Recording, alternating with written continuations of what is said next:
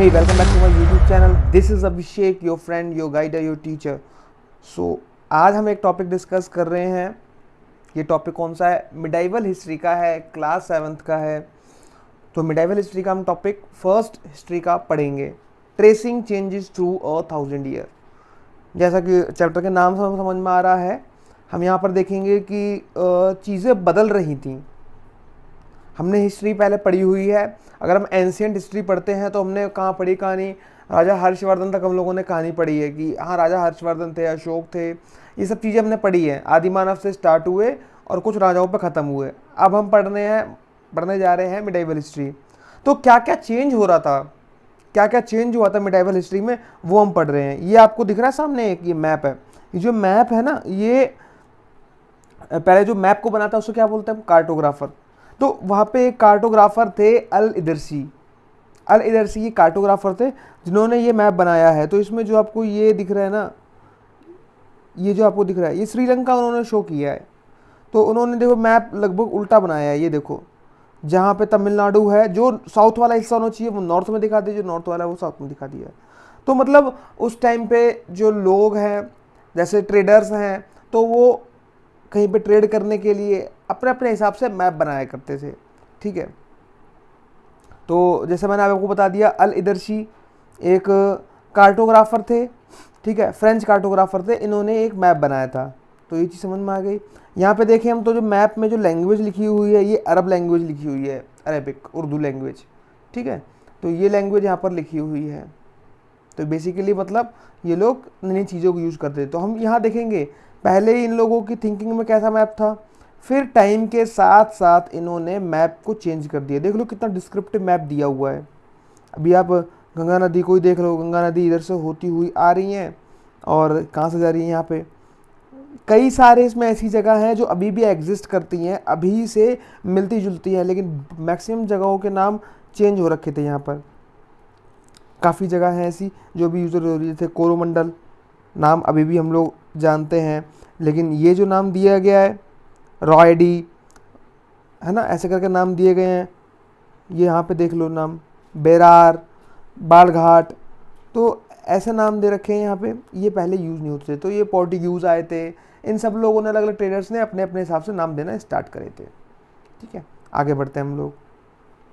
तो अगर हम यहाँ पे देखेंगे तो यहाँ पे एक चीज़ और उभर के आती है. जैसे एक जगह है, पहले इंडिया की कैपिटल एक थी कन्नौज. ठीक है, कोई उसको कनौज लिखता था, कनौज, उसको कनौज बोलते थे.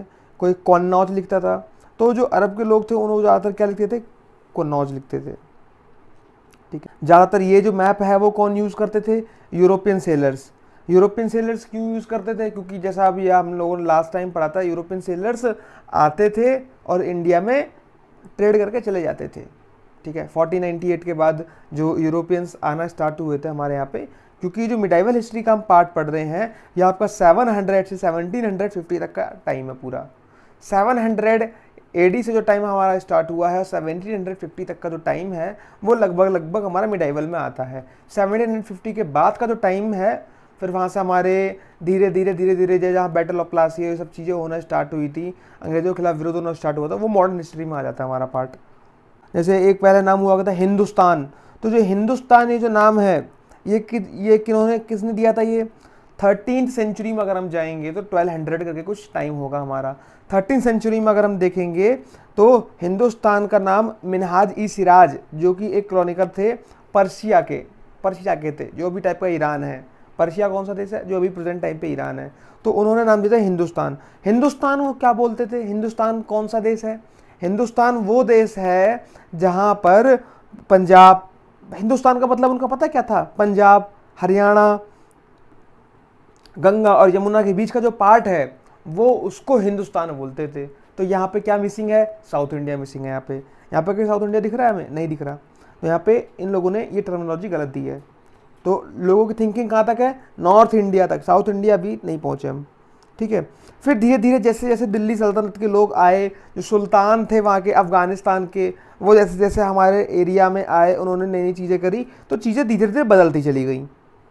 ठीक है. बाबर आया जब 16th सेंचुरी में, क्योंकि कब आए थे बाबर? 1526 के आसपास आए थे बाबर. तो जब ये हमारे कंट्री में आए तब इन्होंने क्या करा, इन्होंने बोला कि हिंदुस्तान वो जगह है जहाँ पर बहुत सारे अलग अलग टाइप के फौना फ्लोरा हमें दिखने को मिल रहे हैं, और ये बहुत ही बड़ा एक सब कॉन्टिनेंट है। एक सब कॉन्टिनेंट इंडिया को बोला जाता है। क्यों? क्योंकि ये एक तरह कॉन्टिनेंट है, ये पूरे कॉन्टिनेंट, एशिया कॉन्टिनेंट के सबसे लास्ट पार्ट में अटका हुआ है, ठीक है, जो 3 तरह से पानी से घिरा हुआ है। तो ये एक तरह का सब कॉन्टिनेंट बोला जाता है, काफ़ी बड़ा। नेक्स्ट आगे बढ़ते हैं हम लोग। हाँ, और एक और चीज़ आती है कि फॉरनर, उस टाइम पे फॉरनर किसे बोलते थे? फॉरनर का मतलब क्या है उस टाइम पर, ये एक पॉइंट है इसमें। तो मिडाइवल पीरियड में फॉरनर हम किसे बोलते थे? जो परदेसी हुआ करता था ना। अभी हमारे लिए फॉरनर का मतलब क्या होता है? जो हमारे देश से बाहर हो, जो हमारे जैसा ना दिखता हो, उसको हम एलियन बोलते हैं। जो हमारे देश से बाहर हो वो हमारे लिए फॉरनर है, ये तो होता है। उस टाइम पे क्या होता था? जो हमारे गांव का है वो ठीक है, जो हमारे गांव से अलग है वो हमारे लिए फॉरनर है, जिसको हम एक भाषा में बोलते हैं परदेशी, ठीक है। तो पर्शिया में उसे क्या बोलते हैं? अजनबी। अजनबी लैंग्वेज है वो, पर्शियन है, तो उसको क्या बोलते हैं हम? अजनबी वहाँ पे, ठीक है। फिर धीरे धीरे धीरे धीरे चीज़ें चेंज होती चली गई, जैसे जैसे टाइम आगे बढ़ता गया बढ़ता गया बढ़ता गया, चीज़ें काफ़ी चेंज हो गई। हम आगे नेक्स्ट चैप्टर्स में और पढ़ेंगे इन सब चीज़ों को डिटेल से। तो चीज़ें काफ़ी चेंज हो गई। फिर धीरे धीरे लोगों को रिलीजियस और कास्ट बैकग्राउंड में काफ़ी हद तक डिवाइड कर दिया गया। हम लोग यहाँ पे देखेंगे, क्योंकि अभी मैंने आपको बताया ना एंशिएंट हिस्ट्री कहाँ पे ख़त्म हुई थी? गुप्ता डायनेस्टी के हर्षवर्धन वाली कहानी पे लास्ट में ख़त्म हुई थी, है ना। तो अभी जैसे मैंने आपको बताया 700 AD से 1750 तक की हम लोग पूरी कहानी पढ़ेंगे यहाँ पे।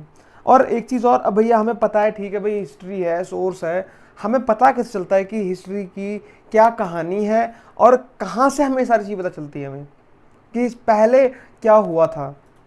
तो हिस्ट्री के जो सोर्स है 2 टाइप में डिवाइड है। पहली बात तो एक है आर्कियोलॉजिकल सोर्स, दूसरा है लिटरेरी सोर्स।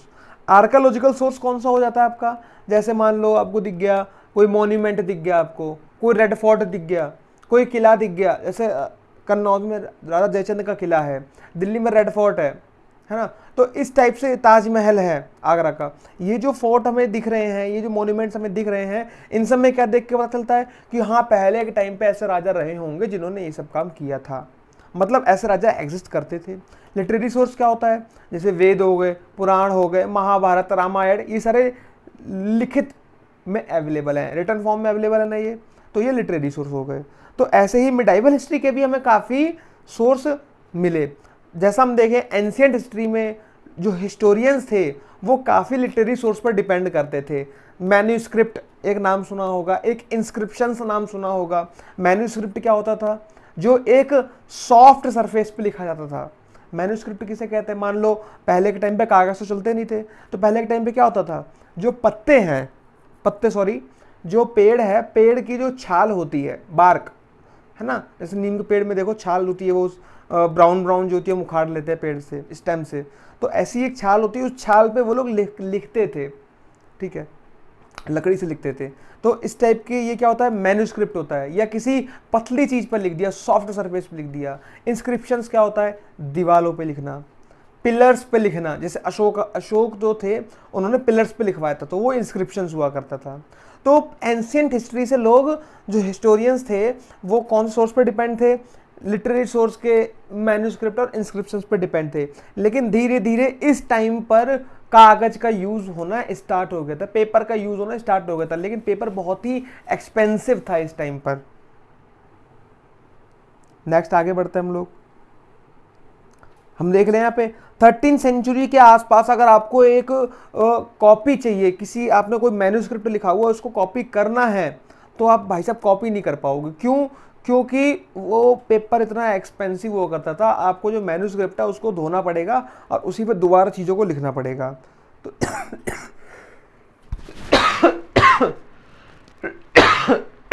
सॉरी। अब लोग क्या लिखते थे?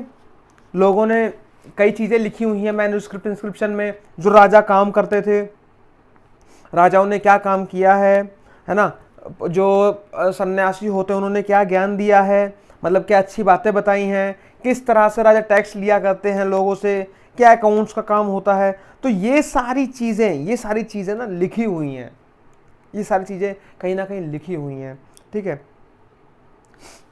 मैन्युस्क्रिप्ट कहाँ पर हमें देखने को मिलती है? हम टेम्पल्स में जाते हैं तो वहाँ हमें कई जगह देखने को मिलती है। अभी म्यूजियम में आप चले जाओ तो आपको देखने को मिलेगी, काफ़ी सारी मैन्युस्क्रिप्ट्स देखने को मिलेंगी वहाँ पर, है ना। तो ये सारी चीज़ें दिखाती है कि उस टाइम पे कैसे क्या चीज़ें हुआ करती थी।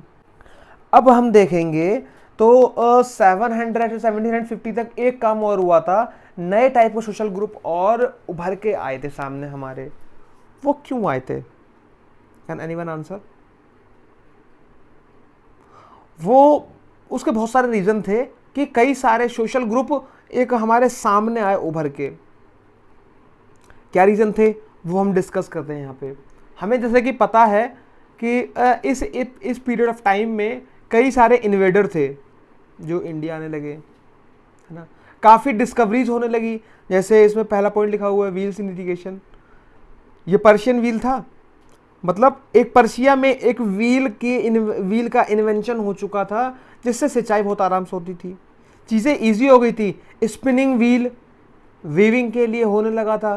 कब? जब अंग्रेज़ों के टाइम की कहानी होती है तब स्पिनिंग जेनी एक व्हील इन्वेंशन हो चुका था ना, जिससे बहुत अच्छे से वीविंग होने लगी थी, है ना।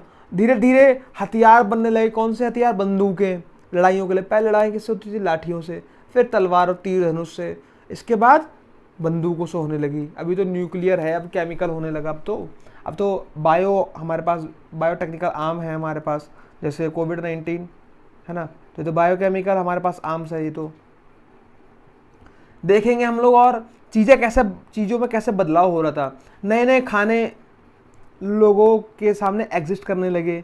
लाइक लोग आलू भी उगाने लगे, मक्के की फसल भी उगाने लगे, मिर्च, और फिर इसके बाद चाय, कॉफ़ी, काफ़ी चीज़ें लोग उगाने लगे। इंडस्ट्रियल डेवलपमेंट हो रहा था, लोग नए नए इनोवेशंस कर रहे थे, नई चीज़ें खोज रहे थे कि अगर ऐसे ऐसे मिला तो क्या होगा। तो काफ़ी उन्होंने नई चीज़ें बनाई। अब आप ये खुद ही सोचो कि हमारे पास इलेक्ट्रिक बल्ब हमने बनाए तो ठीक है, लेकिन सुई वो किसने बनाई? धागा वो किसने बनाया? ये सब छोटी छोटी चीज़ें हैं ना। सेल्स किसने बनाई? तो छोटी छोटी चीज़ें धीरे धीरे धीरे धीरे इन्वेंट होने लगी और लोग यही इनोवेशन करने लगे, जिससे हमारा इंडस्ट्रियल डेवलपमेंट धीरे धीरे स्टार्ट होने लगा था। तो काफ़ी चीज़ें सही हो रही थी। अभी हम लोग आदिवासी के टाइम पर थे, अब काफ़ी चीज़ें सही होने लगी थी, ठीक है। इसी टाइम पर हम देखेंगे तो काफ़ी एक ग्रुप सबके सामने आ रहा था जिसको लोग काफ़ी इम्पोर्टेंस दिया करते थे, वो थे राजपूत ग्रुप थे। तो राजपूत ये नाम पड़ा था, ये कैसे पड़ा था? राजाओं के पुत्र, पूत मतलब पुत्र होता है, तो राजा के पुत्र, ठीक है। तो 8 से 14 सेंचुरी के बीच में अगर हम देखें तो काफ़ी क्षत्रिय जो ठाकुर होते हैं उनका रूल्स काफ़ी अच्छा खासा रहा है। 700 अगर हम टाइम स्टार्ट करें तो हम लोग देखेंगे 1300 तक के टाइम के बीच में 500 साल, सॉरी 6 साल लगभग, काफ़ी इन्होंने अच्छा खासा रूल किया क्षत्रिय ने। यह है आपका क्या है?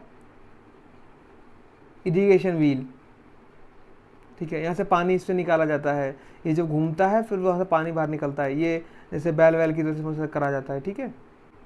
अब यहाँ पर हम देखेंगे कुछ एम्पायर्स आए थे। कौन सा एम्पायर? काफ़ी नाम सुने होंगे आपने, चोला, चालुक्य, और उत्तर प्रदेश से गढ़वाला, है ना। तो गढ़वाल, ये सब काफ़ी लोग आए थे, है ना। पल्लवाज, तो ये लोग कहाँ पे क्या थे? और इस टाइम पर एक प्रशस्तियाँ चलती थी। प्रशस्तियाँ मतलब जिसमें राजा अपने बारे में, भले वो सच ना हो, लेकिन अपने बारे में तारीफ़ें लिखवाया करते थे। सपोज कोई राजा है और वो प्रशस्ति लिखवाते थे, किनसे? ब्राह्मणों से प्रशस्ति उन्होंने लिखवाई अपनी। प्रशस्ति क्या होता था? एक तरह का डॉक्यूमेंट होता था। तो उसमें लिखवाया उन्होंने कि मैंने एक, मतलब हमारे यहाँ के राजा हैं, इन्होंने 4 शेरों से अकेले युद्ध किया। तो इस टाइप से काफ़ी प्रशस्तियाँ लिखवाया करते थे। उस टाइम पर राजा को क्या बोलते थे हम लोग? उस टाइम पे ये चीज़ें और एग्जिस्टेंस में आई, राजा को बोलते थे महाराजा धीराज। इस टाइप से टैग देने लगे थे। हम लोगों ने कई बार देखा होगा, मैंने भी देखा जोधा अकबर के नाटक में, तो कैसे बोलते थे, है ना, महाराजाओं के महाराज ऐसे करके पधार रहे हैं। तो ये टाइप के टैग देना स्टार्ट हो गया था इस टाइम पर।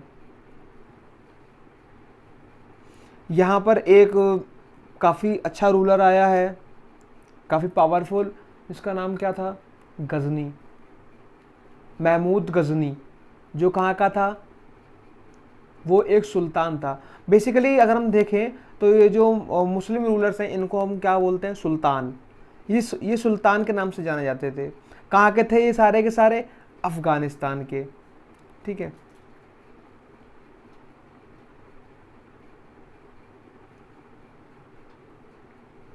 नेक्स्ट आगे बढ़ रहे हैं हम लोग। अब यहाँ पे देखें हम तो ये वो टाइम भी था जब इंडियन सब कॉन्टिनेंट में एक नए टाइप का धर्म भी देखने को मिल रहे थे। पहले इंडिया में धर्म नहीं था। पहले इंडिया क्या बोलता, पहले इंडिया क्या बोला जाता था, आर्यों का देश। लेकिन धीरे धीरे यहाँ पर काफ़ी चीज़ों में चेंजमेंट दिखा, है ना। जो मर्चेंट्स थे, व्यापारी व्यापारी हैं, वो एक देश का तो होगा नहीं, व्यापार कर रहा है, इंडिया में आ रहा है, वो अपनी एक जो उनकी पवित्र पुस्तक होती है जिसको हम बोलते हैं कुरान, लेके आए। वो अपनी कुरान बुक लेके आए। यहाँ पे देखा कि हाँ एक बुक है जिसमें उन्होंने एक भगवान के बारे में जिक्र किया है जिनका नाम क्या बोलते हैं, अल्लाह। तो ये चीज़ें इंडिया में आई, इंडिया में लोगों को पता चली, धीरे धीरे वो चीज़ें काफ़ी फैल गई। तो इस तरह से जो इस्लाम धर्म है ये भी धीरे से इंडिया में एंटर कर चुका था यहाँ से। तो सबसे पहले कौन सा धर्म आया था, हिंदू धर्म था हमारे इंडिया में, लेकिन इस्लाम धर्म बाद में आया है, मर्चेंट्स के थ्रू आया है। कुछ जो इन्वेडर्स थे, जो इन्वेडर्स मतलब बाहर के जो राजा थे, उन्होंने हमारे देश में आक्रमण कर दिया, रहने लगे आके, और अपना कल्चर स्प्रेड किया। अब कुछ हिस्टोरियंस ने देखो, हिस्टोरियंस ने अलग अलग पार्ट में हमारे हिस्ट्री को डिवाइड किया है। जैसे कुछ हिस्टोरियंस ने क्या किया है, हमारे हिस्ट्री को 3 पार्ट में डिवाइड कर दिया। कौन से वो 3 पार्ट हैं? पहला, हिंदू किंग्स, इस पार्ट में डिवाइड किया है कि हिंदुस्तान में पहले हिंदू राजाओं ने राज किया। फिर उसके बाद उन्होंने हिस्ट्री को दूसरे पार्ट में डिवाइड किया, मुस्लिम किंग्स, मतलब सुल्तान, सल्तनत पीरियड, उस टाइम पर सल्तनत का राज्य था। फिर एक टाइम को डिवाइड कर दिया, ब्रिटिश पीरियड, मतलब 3 टाइम में डिवाइड कर दिया, हिंदू, मुस्लिम और ब्रिटिश। 3 टाइप के लोगों ने राज्य किया हमारे भारत में, तो 3 पार्ट में डिवाइड कर दिया। बट कुछ हिस्टोरियंस इसको नहीं मानते। कुछ हिस्टोरियंस क्या मानते हैं कि इसको एंशियंट हिस्ट्री, मिडाइवल हिस्ट्री और मॉडर्न हिस्ट्री में डिवाइड कर दिया। तो अलग अलग हिस्टोरियंस ने अलग अलग पार्ट में डिवाइड कर दिया। बाकी वैसे इस चैप्टर में जो जो चीज़ें हैं वो चीज़ें मैं आगे सब देखने को मिलेगी कि और कई सारे नए नए राजा उभर के आ रहे हैं। जैसे मैंने भी आपको बताया था, जैसे अभी कुछ हैं चाहमनाज, राष्ट्रकूटाज। तो ये कौन थे? चाहमनाज जो वर्ड है, इसको चाहमनाज को हम बोलते हैं, जो चौहान लोग थे उनको हम चाहमनाज बोलते हैं, ठीक है। राष्ट्रकूटाज लोग थे जो महाराष्ट्र वाले एरिया में राज्य कर रहे थे। तो ये चाहमनाज वाले जो लोग हैं, जब इन्होंने वेस्ट में थोड़ा घुसने की कोशिश करी तो वहाँ के चालुक्याज ने इनको रोकने की कोशिश करी, नहीं आप इधर नहीं आएंगे। फिर इन्होंने ये जो उत्तराखंड वाले हिस्से में इन्होंने घुसने की कोशिश करी, तो वहाँ पर कौन थे, क्योंकि उत्तराखंड पहले था नहीं, तो ये उत्तर प्रदेश का गढ़वाल वाला एरिया था। तो वहाँ गढ़वाली, तो जो वहाँ गढ़वालाज थे, उत्तर प्रदेश के गढ़वालाज थे, उन लोगों ने इनको मना किया। तो अगर हम देखेंगे उस टाइम पर जो किंगडम थे वो कुछ जातियों के बेस पर डिवाइड थे, ठीक है, जातियों के बेस पे, या जो अपने उनके वंश होते हैं उन बेसिस पे डिवाइड थे। ये देखो नई नई डायनेस्टीज आ रही हैं। राजा अपने साथ में जो बड़े बड़े जमींदार होते हैं उनको रखते थे, उनको क्या बोलते थे ये लोग, सामंत। काफ़ी अपनी पावर उनको भी दे रखे थे ये लोग, इन्होंने, और सामंत को अपनी पावर दे रखी थी, और कुछ छोटे छोटे लोगों को पावर दे रखी थी, जैसे पीजेंट्स होते हैं, है ना, जो बड़े थोड़े किसान होते हैं, उनको थोड़ी अपनी पावर दे रखी थी। वो एसोसिएशन चला रहे हैं कोई एक, तो उनको अपनी थोड़ी पावर दे रखी है इन्होंने, है ना। तो सामंत के ऊपर, सामंत को भी ठीक ठाक पावर मिल रखी थी। राजा ये एक्सपेक्ट करता था कि जब भी मैं कहीं जाऊं तो जो हमारा सामंत है वो मेरे लिए गिफ्ट लेके आए। ये एक राजा की एक्सपेक्टेशंस हुआ करती थी। सामंत करते भी थे, है ना। काफ़ी अच्छा, अगर मान लो सामंत के ऊपर काफ़ी अच्छी पावर है, तो उन, जैसे कोई सामंत है उसको काफ़ी अच्छी पावर मिल रखी है, वो काफ़ी चीज़ें कंडक्ट कर रहा है, तो उसको क्या बोलते हैं लोग, महामंडलेश्वर या महासामंत के नाम से बोलते हैं। मान लो कोई एक सामंत है जिसको एक डिस्ट्रिक्ट मिल रखा है केवल, लेकिन कोई एक सामंत है जिसको एक डिस्ट्रिक्ट से ज़्यादा 3 से 4 डिस्ट्रिक्ट मिल रखे हैं, है ना, तो वो एक एक सर्कल, एक रीजन का भगवान कहा जाता था कि ये इस सर्कल, इस रीजन का भगवान है। महासामंत, महामंडलेश्वर उसका नाम था। और इसी टाइम पर जैसे अभी हमने मैप में देखा तो डिकन प्लेट्यू, जो डिकन प्लेट्यू है वहाँ पे हम देखेंगे राष्ट्रकूटास काफ़ी आए थे। चालुक्यास, ये जो राष्ट्रकूटास थे वो चालुक्यास के साथ काम कर रहे थे, उनको थोड़े उनके साथ में काम कर रहे थे, उनसे छोटे थे, उनके सबऑर्डिनेट एक तरह के थे, ठीक है, राष्ट्रकूटास। देन यहाँ पे कर्नाटक वाले एरिया में भी चालुक्यास का काफ़ी अच्छा का दबदबा था और इन्हीं के साथ काम कर रहे थे राष्ट्रकूटास, ठीक है। और फिर धीरे धीरे हम देखेंगे बहुत सारे इस टाइप के वंश आए हैं, गुर्जर प्रतिहार वंश आने लगे थे, है ना। ब्राह्मण राज्य तो नहीं करते थे, लेकिन ब्राह्मण भी उस टाइम पर काफ़ी ऊपर थोड़ा सा उभरे थे स्टार्टिंग के टाइम पर, क्योंकि राजा तो सबसे ज़्यादा वैल्यू दिया करता था वो ब्राह्मण को दिया करता था। ब्राह्मण को दिया करते थे वैल्यू, ये ट्रेडर्स को दिया करते थे, पीजेंट्स को दिया करते थे और सामंत को दिया करते थे। तो 4 जो ग्रुप थे इनको काफ़ी अच्छी वैल्यू दिया करते थे। यहाँ पे हम देखेंगे तो अभी हम लोगों ने जैसे सुना है राजा को क्या बोलते हैं, महाराज अधिराज, है ना, त्रिभुवन चक्रवर्ती राजा, इस टाइप से राजाओं के लिए एक टाइटल यूज किया करते, टैग यूज करते थे। जैसा मैंने आपको बताया कि राजा क्या करता था, जो रिसोर्सेस के लिए टैक्स है वो कुछ लोगों से कलेक्ट करवाते थे वो राजा, ठीक है, एज अ रेंट। सपोज जैसे कि अभी यहाँ पे है पीजेंट्स हैं, जो किसान हैं, जो कैटल कीपर्स हैं, जैसे गाय भेड़ बकरी रखते हैं जो लोग, है ना, जो कुम्हार टाइप के लोग हैं जो घड़ा वड़ा बनाते हैं, उनसे टैक्स लिया करते थे कि आप हमारे रिसोर्स, आप हमारे देश में रह रहे हो, हमारे, क्योंकि पहले अगर हम देखें तो हिंदुस्तान एक देश था लेकिन इतना इसका इम्पोर्टेंस नहीं था। पहले लोगों के राज्य थे कि हम इस देश के राजा हैं, है ना, हम सिंधु देश के राजा हैं, हम इंद्रप्रस्थ देश के राजा हैं। जो राज्य होता था उसको वो लोग अल्टीमेटली एक अपना देश टाइप का मान लिया करते थे, और देश में क्या हो रहा है उससे किसी को मतलब नहीं है, हमारे राज्य में क्या हो रहा है हमको मतलब है। तो वो क्या कहते थे कि आप हमारे देश में रह रहे हो, आप हमारे देश की मिट्टी यूज करके घड़े बना रहे हो, अब रिसोर्स आपने यूज किया, आपको रेंट देना पड़ेगा, आप खेती कर रहे हो, आपको रेंट देना पड़ेगा। तो रेंट के फॉर्म में वो टैक्स लिया करते थे इन लोगों से। और वो टैक्स क्या होता था, जो रेवेन्यू था वो और जो ट्रेडर्स हैं, टैक्स का बता रहा हूँ मैं भी, जो ट्रेडर्स हैं जो बिजनेस कर रहे हैं अपना, तो उनसे जो रेवेन्यू उनका आ रहा है उसका कुछ परसेंटेज लिया करते थे कि आपका देखो जितना फ़ायदा हो रहा है उतना आपको देना पड़ेगा, क्योंकि आप कर तो हमारे यहाँ से ट्रेड रहे हो ना, हमारे यहाँ से सामान लेके जाते हो, बेचते हो या हमारे यहाँ बेचते हो, तो हमारे रिसोर्स यूज़ कर रहे हो आप, तो भाई आपको हमें टैक्स देना पड़ेगा। तो उनसे वो लोग रेवेन्यू लिया करते थे। तो इस टाइप से अगर हम देखें तो काफ़ी रेवेन्यू राजा के पास इकट्ठा हो जाया करता था, और उस रेवेन्यू से राजा काफ़ी चीज़ें पूरी करता था। वो देखते क्या चीज़ें होती थी, पहले एक चीज़ देख लेते हैं। एक चोला के रूलर थे, चोल रूल कहाँ पे करते, चोला कहाँ पे रूल करते थे, तमिलनाडु वाला एरिया। अगर हम देखें जो कावेरी से नीचे वाला एरिया है, कावेरी नदी से नीचे वाला जो एरिया है वो सारा तमिलनाडु का एरिया है ना, कावेरी कोस्ट पे, तो वो सारा वहाँ पे चोलास राज्य करते थे। उनके टाइम का अगर हम देखें, एक इंस्क्रिप्शंस में हमें देखने को मिला, इंस्क्रिप्शंस मतलब या तो कहीं दीवार पे लिखा होगा या तो किसी पिलर पे लिखा होगा।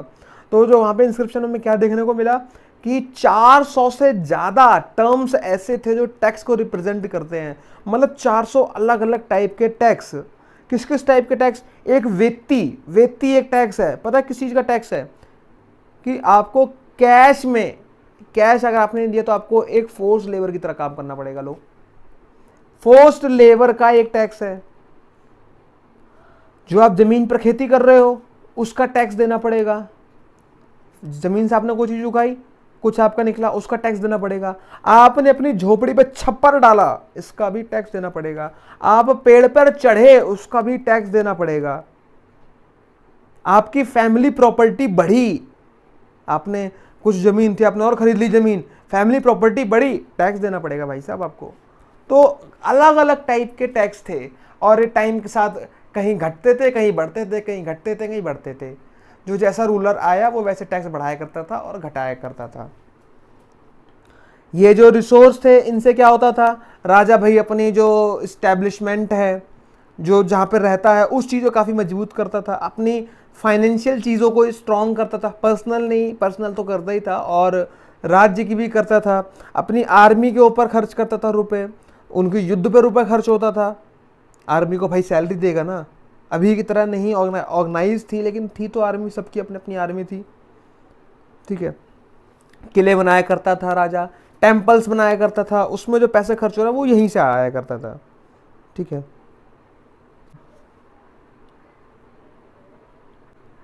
तो यहाँ पर अगर हम देखेंगे तो एक काफ़ी इंपॉर्टेंट चीज़ हमारे सामने आ रही है, सुल्तान महमूद गजनी की कहानी, है ना। अफ़गानिस्तान से जो महाराज आए थे, ये अफ़गानिस्तान से आए थे। गजनी पता कौन है, याद आ जाएगा, सबने देखा है गजनी के बारे में, सबने सुना है। 1997 से 1030 तक इन्हें राज्य किया हमारे यहाँ पे, लगा लो 33 ईयर्स इन्हें राज्य किया है, 33 ईयर्स, ठीक है। इसने अपना रूल सेंट्रल एशिया में काफ़ी फैला दिया था, सेंट्रल एशिया तक फैला दिया था इनने रूल्स। सेंट्रल एशिया का आप लगा लो कि यहाँ से अगर हम देखें महाराष्ट्र वाले एरिया से कवर करो और सेंट्रल में चले जाओ आप, पाकिस्तान, अफगानिस्तान, ये वाला पूरा एरिया कवर कर रखा था इन्होंने, क्योंकि अफगानिस्तान को तो राजा था ही ये, और इंडिया में भी आ गए तो इसको पूरा राज्य फैल गया।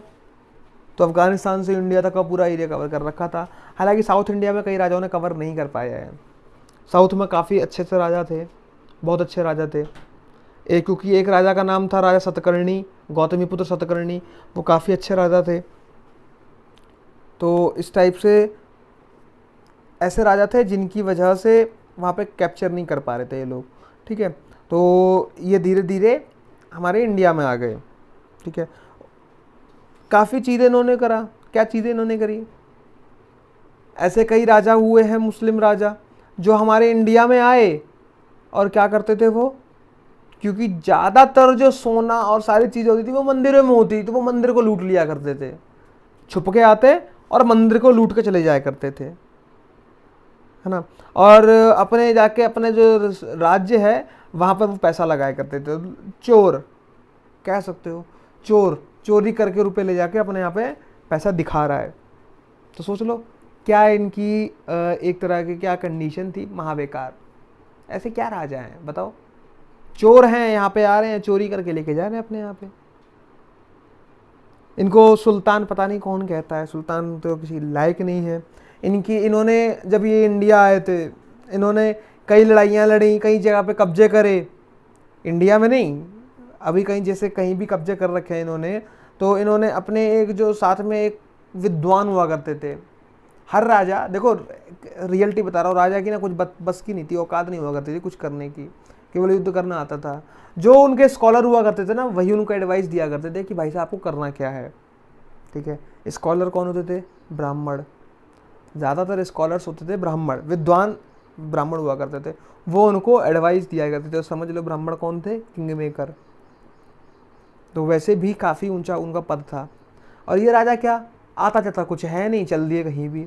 अब इन्होंने क्या करा, अपने स्कॉलर है अल बिरूनी, उनसे कहा कि हमारे लिए किताब लिखो, जो हम कब्जा करें लोगों के ऊपर और हमने जो जो काम किए अच्छे अच्छे वो लिखो उस किताब में। तो उन्होंने किताब लिखी, अल बिरूनी ने, किताब उल हिंद। जो हिंद देश में आए हैं ये कौन है ये, गजनी, जब ये आए हमारे कंट्री में तो इन्होंने जो जो कर्म कांड किए यहाँ पे वो उन्होंने किताब लिखवाए हैं, ठीक है। इसी टाइम पे और कुछ राजा काम करते थे, जैसे कौन से, चाहमनास कौन पता है ना, चौहान्स। उन चौहान्स का एक बहुत बड़ा राजा था, कौन था राजा, पृथ्वीराज चौहान। सुना है ना हम लोगों ने, किया आक्रमण मोहम्मद ने दिल्ली पर 16 बार, किंतु हार का स्वाद चखा हुआ दुष्ट बारंबार, हर बार क्षमा की भीख मिली, हर बार हुआ आजाद पृथ्वीराज चौहान। तो इस टाइप से ये 2-3 लाइनें थी कि पृथ्वीराज चौहान को डेडिकेटेड थी। बताओ ऐसे ऐसे वीर हमारे यहाँ हुए हैं, कितने भयंकर भयंकर वीर। मुझे याद आ गया कितने जो हमारे यहाँ के काफ़ी बड़े वीर हैं ना, राजाओं की अगर मैं बात करता हूँ, फ्रीडम फाइटर्स तो हैं ही, सब जानते हैं, भगत सिंह, सुभाष चंद्र बोस, इनके पैरों की धूल नहीं है कोई। महात्मा गांधी ठीक है पॉलिटिकल लीडर थे, अफ्रीका में उनका काफ़ी दबदबा था तो इस वजह से, पॉलिटिकल लीड की वजह से काफ़ी उन्होंने हेल्प करवा पाई, लेकिन रियल फाइटर मैं बोल रहा हूँ ना सच में, तो वो थे सुभाष चंद्र बोस और भगत सिंह, चंद्रशेखर आज़ाद। इस टाइप से जो थे फ्रीडम फाइटर, ये रियल फ्रीडम फाइटर थे। इसी तरह से कुछ राजा थे जो बहुत ही खतरनाक थे। महाराणा प्रताप का भी कहानी सुनो उनकी। तलवार उठाया करते थे ना, जिस तलवार जिस राजा के जिस सुल्तान का तलवार मार दी तो सुल्तान घोड़े सहित बीच में से आधा हो जाया करता था।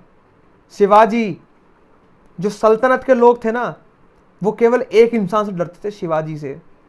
क्योंकि हमारे यहाँ के जितने भी राजा हुए हिंदू राजा, वो कभी इन सल्तनत राजाओं की, मुस्लिम राजाओं की बात नहीं समझ पाते थे। मुस्लिम राजा क्या करते थे, सामने दोस्ती, पीछे पीठ पर छुरा भोंक दिया करते थे और घुस के, चोरी से घुस के मार दिया करते थे। शिवाजी एक पहले ऐसा राजा हुआ करते थे जिन्होंने उन मुस्लिम राजाओं को उन्हीं की भाषा में जवाब दिया। घुस के शिवाजी मार के आते थे, उन्हें पता भी नहीं चलता था क्या हो गया, खौफ खाते थे वहां के राजा। पृथ्वीराज चौहान राजा हैं, सुनी तो है कहानी। तो ऐसे भयंकर राजा हुए हैं। चेतक घोड़ा कभी महाराणा प्रताप का देखा है? नहीं देखा होगा, उनसे लंबा था। और महाराणा प्रताप की खुद की हाइट 7 फीट से ज्यादा थी, 7.5 फीट के आसपास हाइट थी उनकी। 7.5 फीट के वो, और घोड़ा चेतक वो 24 फुट की खाई जो कूद जाया करता था। ऐसे भयंकर राजा हुए हैं। तो क्या हैं ये लोग राजा? बल छल कपट से भले राज्य कर लो हमारे यहाँ पर, जैसे अंग्रेजों ने किया और इन सल्तनतों ने किया, बाकी हमारे राजा वो पार नहीं पा पाएगा। तो इसी में एक हमारे राजा हैं, कौन है? पृथ्वीराज। पृथ्वीराज थर्ड बोला जाता है, पृथ्वीराज थर्ड, पृथ्वीराज चौहान, जिन्होंने अफगान रूलर सुल्तान मोहम्मद गोरी, या सुल्तान कबाड़ी कहीं का, मोहम्मद गोरी, मोहम्मद गुरिया को पटक पटक के खूब मारा था। तो ये हमारे कौन थे?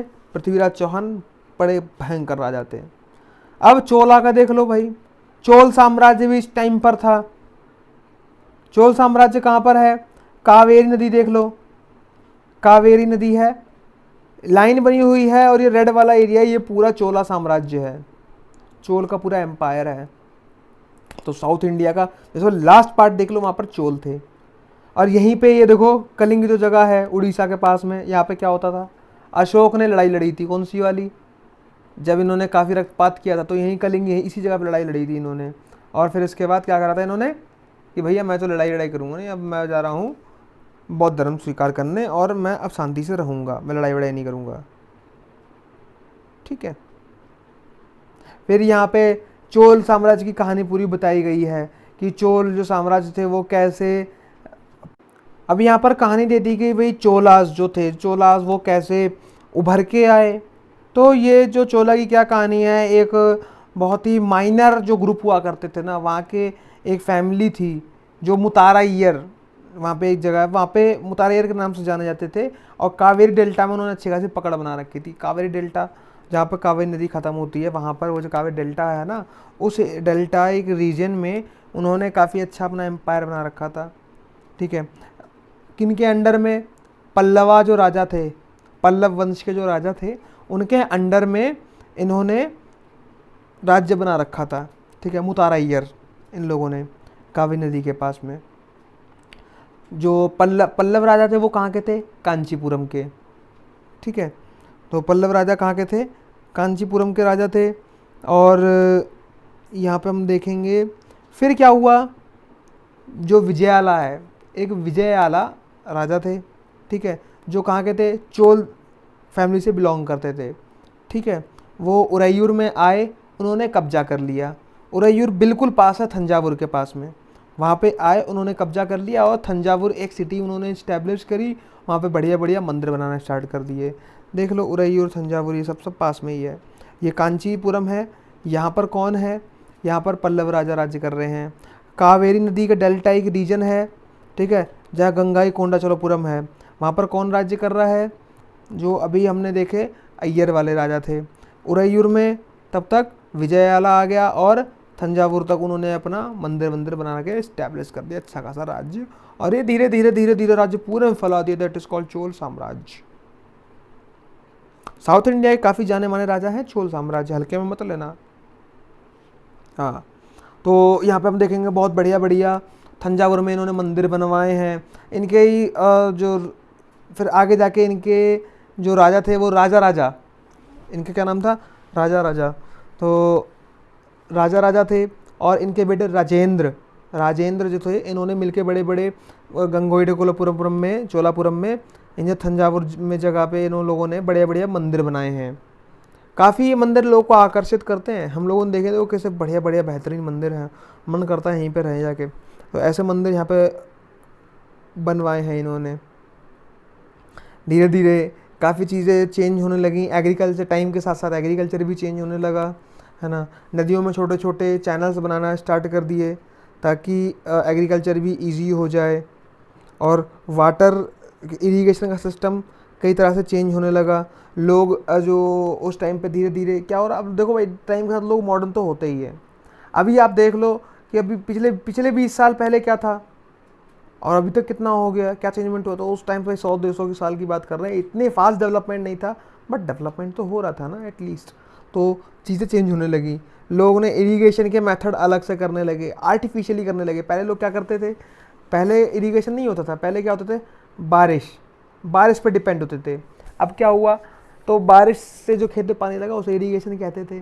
अब उन लोगों ने आर्टिफिशियल इरिगेशन का इस्तेमाल करना स्टार्ट कर दिया। आर्टिफिशियल इरिगेशन मतलब जो भी हम लोग करते हैं ट्यूबवेल से, ये सब चीज़ें, तो कई सारी चीज़ें बनाने, वो चीज़ें करने लगे जिससे इरिगेशन वो कर सकें। तो अभी जो हम ट्यूबवेल से खेती करते हैं वो तो आर्टिफिशियल इरिगेशन में है ना, कौन सा हमें बारिश की ज़रूरत पड़ती है। तो ये चीज़ें चेंज होने लगी। फिर यहाँ पर धीरे धीरे हम देखें तो ये जो तमिलनाडु वाला एरिया है ना, उस तमिलनाडु के जो एरिया में जो गांव होते हैं, ठीक है, गांव में जब ज़्यादा ज़्यादा जहाँ पे ज़्यादा परिवार होते हैं या बड़ा गांव, तो उसको क्या बोलते हैं, नाडू, वो लोग नाडू बोलते हैं उसको। तो वहाँ की लैंग्वेज है, ठीक है। अपनी वो सरकार बनाते हैं वो लोग, अपने अलग टाइप के नाम रखते हैं। जो चीफ होता है उसको बोलते हैं अरैयर। तो इस टाइप से नाम होते हैं काफ़ी, मतलब एक समझ लो, इतना वो नहीं है एग्ज़ाम में, एग्ज़ाम के पॉइंट ऑफ व्यू वाला नहीं है ये, इसको समझ लो जस्ट, ठीक है। ब्राह्मणों की कहानी आगे स्टार्ट हो जाती है। वहाँ पे जो चोल साम्राज्य के लोग हैं, जो राजा हैं, वो ब्राह्मणों को दान दिया करते थे, ठीक है। तो ब्रह्मदेय उसको बोलते हैं, ब्रह्मदेय। ब्राह्मणों को काफ़ी चीज़ें मिला करती थी, तो वहाँ ब्राह्मण भी उस टाइम पर काफ़ी उभर के लोगों के सामने आए थे। कई इंस्क्रिप्शंस ऐसे मिले हैं जो वहाँ की कहानी को बताते हैं, ठीक है। तो ऐसे ये एक कहानी है, इसको थोड़ा आप देखना चाहे देख सकते हो। बाकी इतना कुछ खास नहीं है इम्पोर्टेंट इसमें। ब्राह्मणों की कहानी यहाँ तक थी, और ये हमारे लगभग एक लेक्चर पूरा हो चुका है। नेक्स्ट लेक्चर में हम लोग डिस्कस करने वाले हैं दिल्ली सल्तनत पे किस तरह से मुस्लिम राजाओं का अटैक हुआ और क्या क्या हुआ था, वो हम नेक्स्ट वीडियो में डिस्कस करेंगे। तब तक के लिए टाटा बाय बाय। और थोड़ा सा एक पार्ट अपना स्टडी का देते रहिए ताकि आप भी चीज़ों को सीख जाएं। नथिंग एल्स, बाकी अपनी मेहनत करते रहिए। Thank you so much to watching this video. Have a nice day. जय Hind to all of you.